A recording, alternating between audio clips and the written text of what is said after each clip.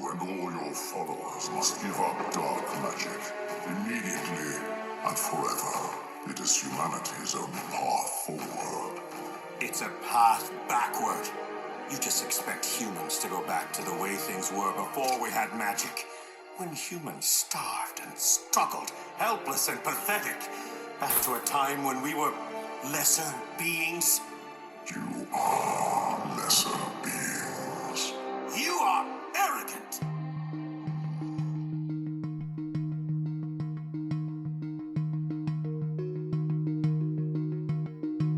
Bending Not Breaking, The Dragon Prince Edition, Season 3, Episode 1, Soul Regem.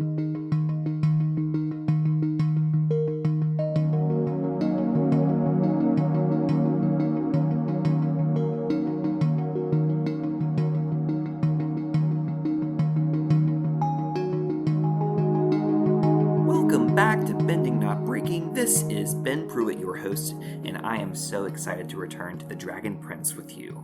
My co-host Sunshine and I just finished a wonderful season of Book 2 of The Legend of Korra, and we had some really neat conversations, and we talked about normalcy, what is normal, performativity, we talked about liminality, and a lot more. So if you're curious about Korra and those topics, I really recommend checking out those episodes. But for now, I want to make an announcement or two before diving into the meat of this episode.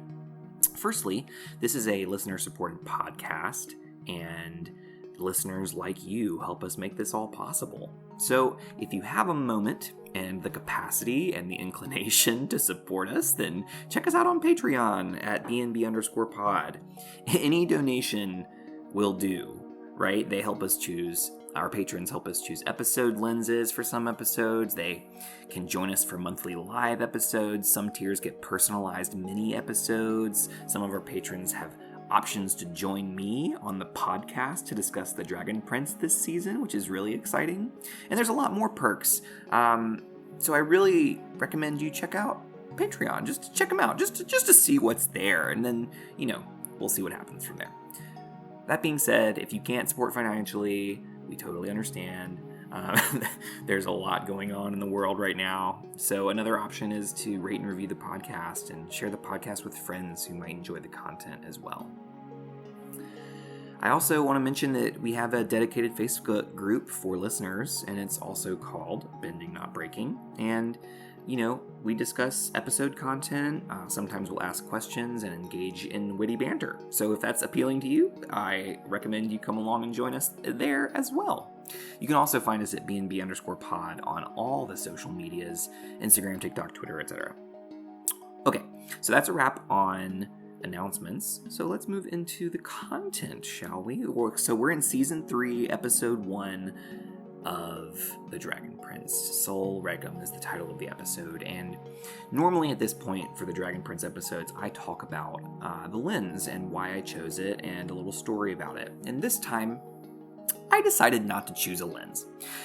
I've been thinking about so much recently, and one lens doesn't seem to capture my thoughts at the time of this recording. And I'm sure that there are lovely lenses that would offer a great deal of learning and insight into this episode, but I really want to honor my body and my mental state and, frankly, the amount of time I can spend on this episode. So I am intentionally going to give myself permission to change it up a little bit and do things differently.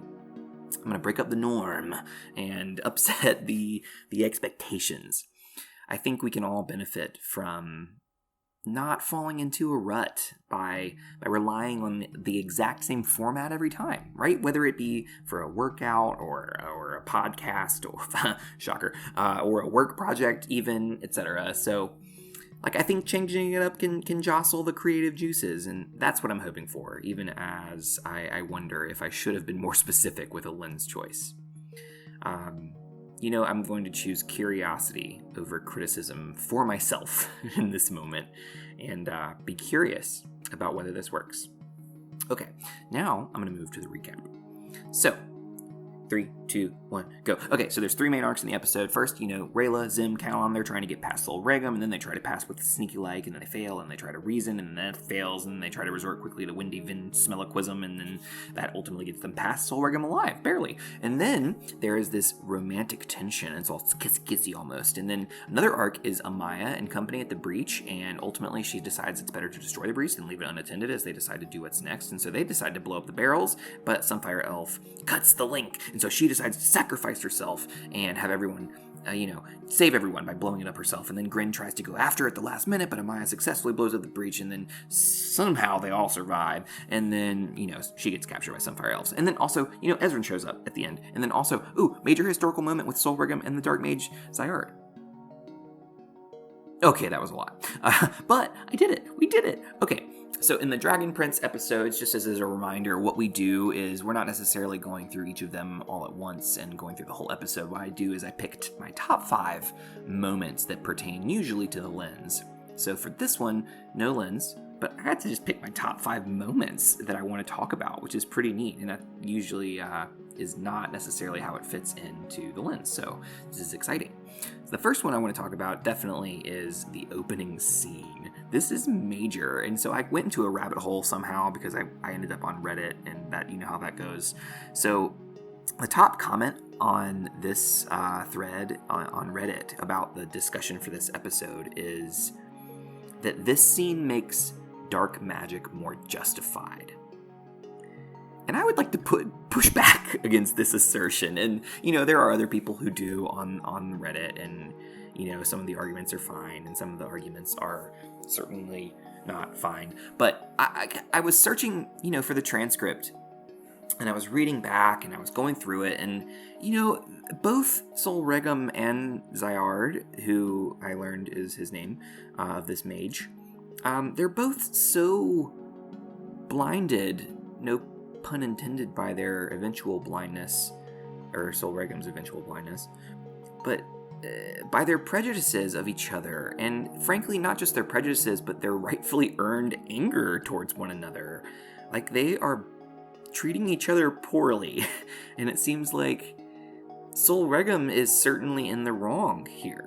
And it is portrayed that way, and I agree with that. And coercion is a terrible idea, and deciding to, annihilate an entire city to convince people to not do dark magic is a terrible idea. And is that much better than doing dark magic, frankly? Like, I think that, if we're worried about the loss of life, because that's what dark magic does, then killing people seems like a bad way to accomplish that.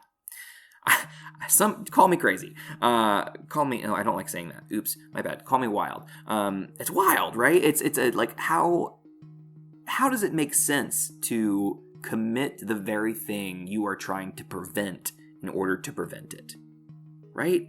I think that's a bad idea. So it's clear that Sol Regem has some not great ideas in this situation. And, ultimatums aren't ideal either, and I don't love that that's how it was provided. And I just think that these two didn't really have any interest, frankly, in talking it out. Or rather, perhaps Sol Regem didn't have any interest in talking it out, and that's the problem. It was merely a facade to lure Zyard, I don't know how we pronounce his name, but to lure him to this faraway place in order to get what he wanted. It's a form of manipulation. It's not okay. And no wonder he immediately started to do dark magic, right? I don't blame him in this moment. He was being oppressed. And I think that Sol Regem is clearly in the wrong. That being said, I do not think that justifies dark magic. I think it helps me understand why dark magic was used, but again, I don't think it justifies the use of dark magic. And, I think there's a really fine line there that's worth paying attention to, because that's important, right? It's just because you're being oppressed doesn't mean that, you get to use this thing that kills other beings in order to accomplish what you need. And at the same time, I am definitely not in a place to judge Aaron, because I'm not being impressed by a bunch of magical beings or dragons, frankly. So I definitely see how this moment really complicates the use of dark magic. And I think that's its intention, right? Is to complicate it. Because is it inherently bad? Even if it is, what we see is there is sometimes a reason to use something that is inherently bad, if that's the best tool you have to save your life and to save an entire kingdom. So I'm just going to put that out there and let that sit with you. And if you have a response, I'd love to hear it, because I'm not claiming to be an expert on this. I just wanted to shine a light on it, and I hope that you'll lift it up if that's something that you'd like to do. Okay, for my second point, I would love to talk about Callum and Moonshadow magic. I didn't realize before how intentional this episode is with illustrating Callum's understanding of the Moon Arcanum. Like, it is clearly showing how attuned he is to not just magic in general, but especially the Moon Arcanum, and not just magic in the sense of like, ooh, magic, but also the magic of listening to other people. Like, it shows how well he listens to others. Like, he listens to Lejane, he clearly listens to Rayla, especially when she starts going into, here's some like Moonshadow tactics, stealth tactics, right? And, there's just a lot of mutual respect from Callum and the people he chooses to learn from who teach him magic and have a magical capacity. And I love how curious he is. I love how empathetic we get to see him be, right? And, Rayla confirms how empathetic Callum is when she starts talking to him to defend him when she was originally talking to Sol Regem. She's, starts to say, Callum's the best, he's the best. And then she looks at him and her voice changes a little bit, and she's like really kind of sort of like declares her love for him, implicitly anyway. And, they almost kissy later. So, this is just laying some foundational work for what's coming later. Spoiler alert. But yeah, I wanted to notice his attunement to Moonshadow magic. I think that's super neat. For my third moment, I want to talk about Amaya and Grin. I love this moment when Grin shows up and she just runs up to greet him. She takes a moment to notice what has changed. She pays attention to his beard, and they clearly are such good friends. And I love this reunion. It just reminds me of it reminds me of the scene in Love Actually, where everybody's in the airport and they're all greeting all their loved ones, and it's really beautiful. And this is a moment of true friendship when they greet each other, and I loved it. It's beautiful. And I also love how Grin is so attuned to the people around him that, he starts speaking in ASL immediately for Amaya, and he also is intentional about speaking aloud so that everyone can be included in the conversation who ends up being in the conversation. And, it's not something that other language speakers do very often or very well, so I'm really grateful for Grin kind of modeling what it looks like to include people who are trying to listen and trying to be involved. And so I really appreciate how Grin is so thoughtful in that moment. And kind of sticking with this theme of Amaya and Grin, I want to go to my fourth point and talk about Amaya and this whole sacrificing thing. I want to be wary of this. I don't love sacrifice being the ideal in this regard. I don't know that I'm trying to figure out the language to offer this to you all, but I guess I'll start with what I enjoy. I really love how, Grin is quick to point out that if Amaya goes and defends the breach and blows it up, she will not survive. And her reply is beautiful, right? She says, but you all will. And also, I hate it. Like, I hate that there's so much glory in sacrificing our bodies. And I have to talk about that with a therapist, probably, for myself, because I don't know that I have it all figured out for sure, but it just is so clearly affirmed in many religions, but also in so many fictional texts, right? It's like the Lord of the Rings, as Frodo has to sacrifice himself, and Harry Potter, you name it. Like, so many versions of this sacrificial narrative exist. And I really kind of want this fantasy to exist in which people don't have to die, right? And then again, maybe I'm just being romantic or idealistic, right? And that, like, part of that is what makes the story so rich in detail, is that people have to choose to make these decisions. And I want to imagine a world where we don't have to do that. Like, what would that be like? What would it be like to imagine a world in which we wouldn't have to sacrifice ourselves in order to accomplish good in the world? I'm offering that as a question. What would that be like?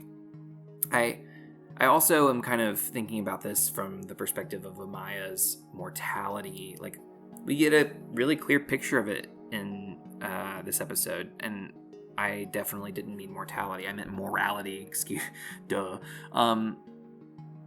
This willingness to die herself is not rooted in the fact that she wants to die. It's not to kill for what she believes in, or to die, right? It's to achieve something that is good for the world.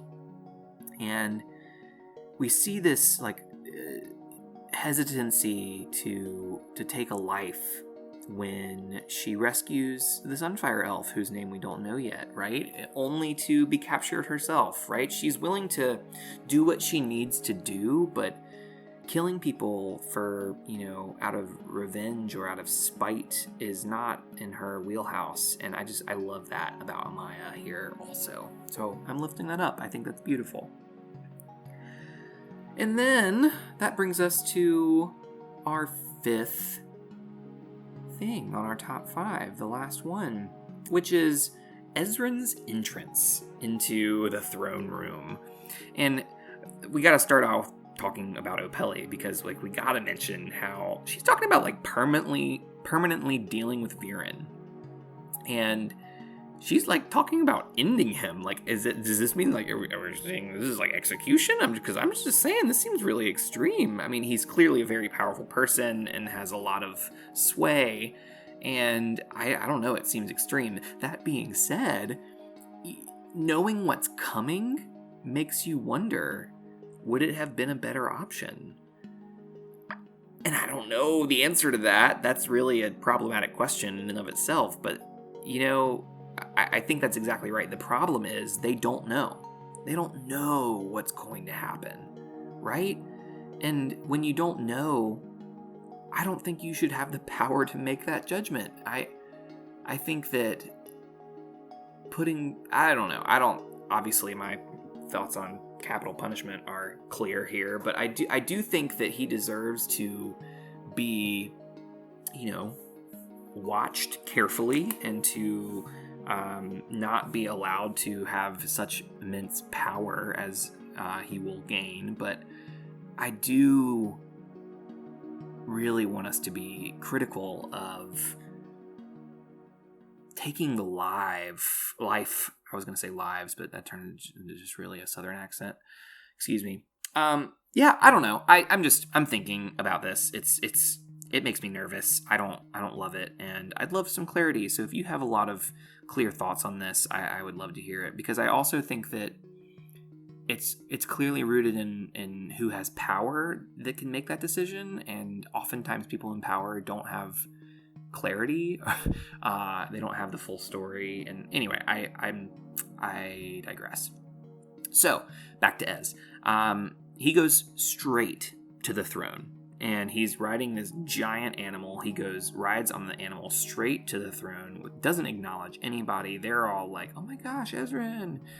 And he just walks straight there, puts his hand on the throne, takes a moment and then turns around. And I just find that to be fascinating. He's confident well beyond his years and wisdom. And I think, I think that happens often when people lose the people they love.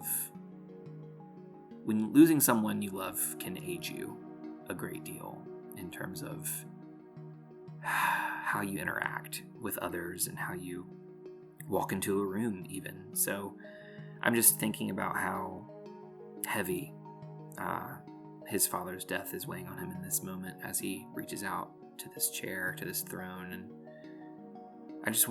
I'm thinking well for Ezran. This is a tough moment, and he just is, it's really beautiful. So I'm grateful that we got to witness that and see how he did it. All right. Well, we have now come to the end of the top 5. Thank you for indulging me in this lovely adventure. We are going to take a short break, and then we'll be back shortly for our Lens MVP and for some gratitude.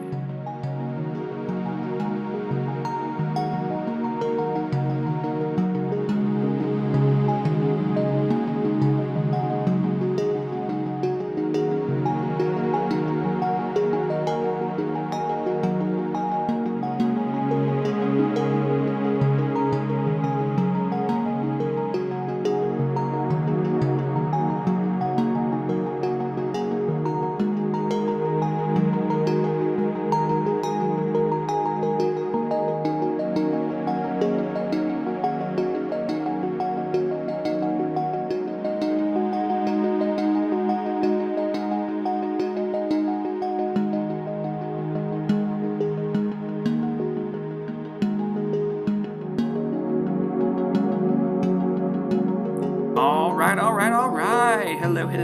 Welcome back. We have some Lens MVP time. That's right. We are going to pick a person who is the MVP for the episode, and I would like to share my pick. My pick for the MVP of this episode is Zyard. I don't know his name. I don't know how to pronounce his name. I just am getting this from all kinds of resources online. But essentially, this is the Dark Mage at the beginning of the episode that is interacting with Sol Regem. So he is the first human to learn dark magic, first human to execute dark magic, and it was given to him by someone. And I can't really begrudge people trying something that might save them in the face of oppression. It is easy for me, one outside of this situation, with the privilege of not having dragons attack me and belittle me, or elven magic users treating me as a lesser race. It's easy for me in that position to condemn his actions and his choices.